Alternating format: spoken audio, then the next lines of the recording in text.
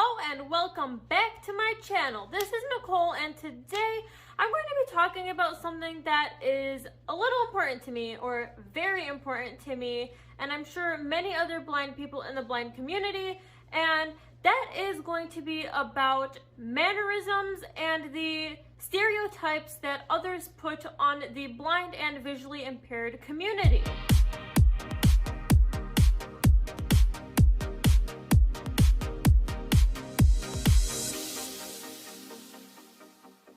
I want to first start off with a few definitions. The first one I'm going to start off with is mannerisms.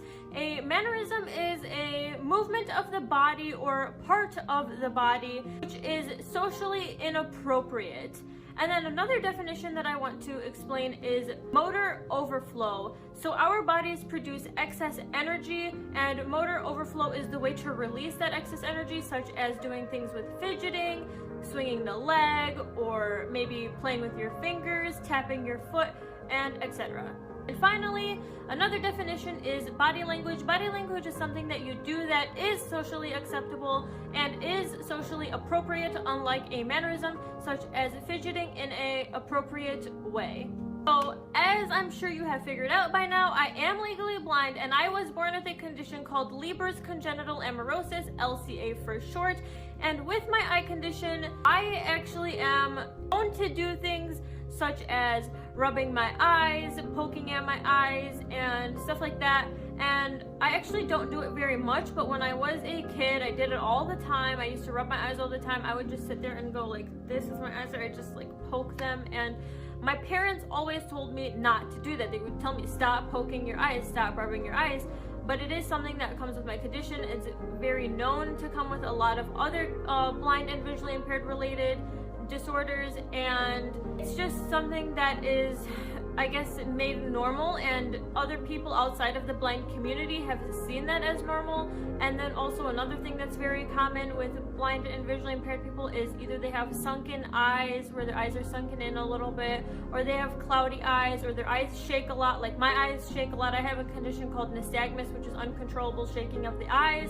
And we have gained the stereotype that we have to look a certain way in order to be blind, which is not true. You don't have to look a certain way to be blind. And I guess I just want to raise awareness and educate people a little bit more about why you don't have to look a certain way in order to be a certain person or fit into a certain group. Because I don't really rub my eyes very much anymore. I don't poke at my eyes very much anymore unless they're like itchy, and it's usually from allergies. And yes, my eyes do still shake, but if someone's eyes don't shake, if someone doesn't poke at their eyes, if someone's eyes aren't cloudy or they're not sunken in, that does not have to mean that they are not blind. They can still be completely blind, and they're still going to be completely blind. They don't need to fit a certain category. I also want to go into a little bit more detail about the mannerisms of the blind and visually impaired community, because that is something else that we get stereotyped for, which is the swaying and the rocking and the arm swinging and the head nodding. I want to go into more detail as to why a lot of blind and visually impaired people do that, and I just want to raise awareness to explain to the world why it happens and how that shouldn't also be a reason for us to be stereotyped. And if we don't do those things, then we don't look blind or we don't act blind. So I just really want people to understand that you don't have to act a certain way or look a certain way in order to fit into a certain group. So like I said, there's a thing called body language, and many sighted people, or maybe even all sighted people, grow up to see how to communicate with the outside world. They are able to look at the older generation and see what types of body language is appropriate and what types of body language are not appropriate, such as facial expressions, ways in fidgeting, and movement.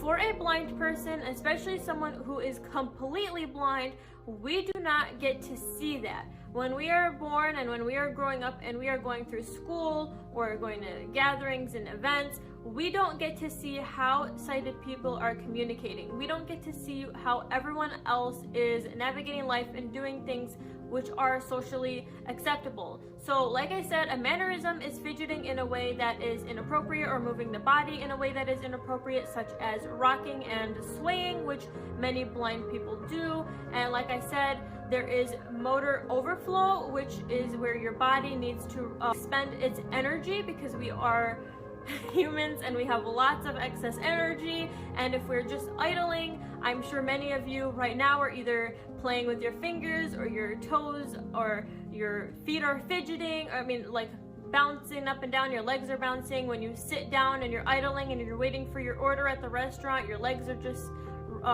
swinging back and forth.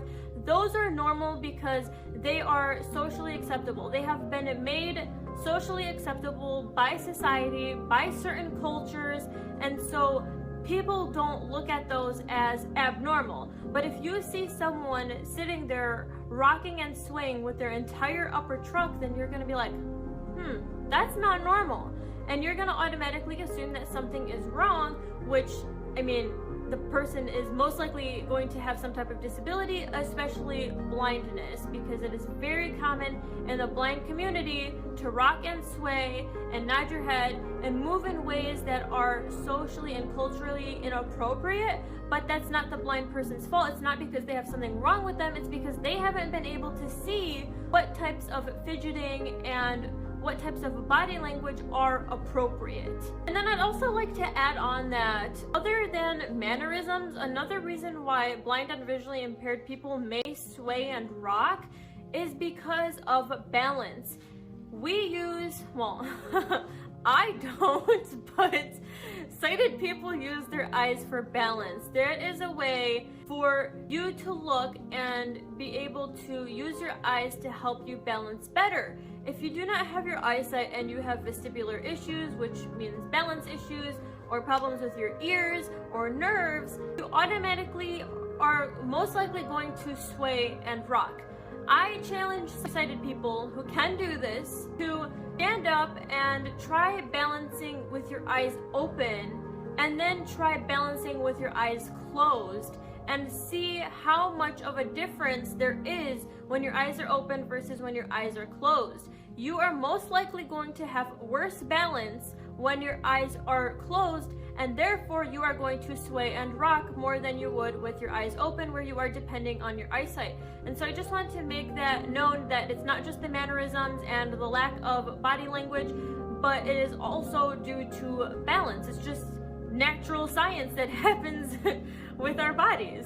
So before I end this video, I just want to say that if you are legally blind and you notice other people doing these things, such as swaying and rocking and acting out of, I guess, the culture, where you're not really fitting into the culture and you're making yourself stand out, or like you notice somebody else is doing that, let them know. It's not rude to let them know, as long as you don't let them know in a mean way. Always be kind about it and just explain to them, like, hey, this is culturally inappropriate and this is what you can do to make it better. And not just coming from a legally blind person. If you are a teacher who happens to be sighted, if you're a parent who happens to be sighted with a legally blind or visually impaired child, definitely let them know. Don't yell at them. Obviously, if I was swaying or rocking, I wouldn't want my parents to say, don't rock. Like, no, you don't do that. You just say, hey, Nicole, please stop rocking. That's not acceptable, or that's not appropriate, you know?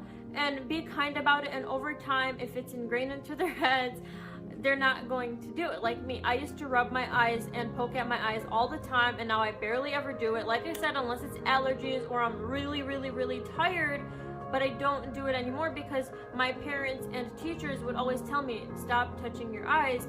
And eventually it just became habit where I stopped touching my eyes. So definitely let the blind or visually impaired person know that it is culturally inappropriate, and make sure to let them know why it's culturally inappropriate, and teach them how to improve and to do things that are culturally inappropriate. So if you see someone swaying or rocking, maybe give them a fidget square or a fidget cube, so that they can use that instead, or give them something that they can bounce their foot on. I know one of my teachers in the past had a student, he was actually one of my classmates, and he would rock all the time and like jump around and stuff like that. So she bought him a trampoline for the classroom, which I thought was really awesome. And shout out to that teacher. If you're ever watching this video, shout out to you, because that was a brilliant idea and a great way to help release his excess energy. So definitely find other ways helping those people, because blind people are not going to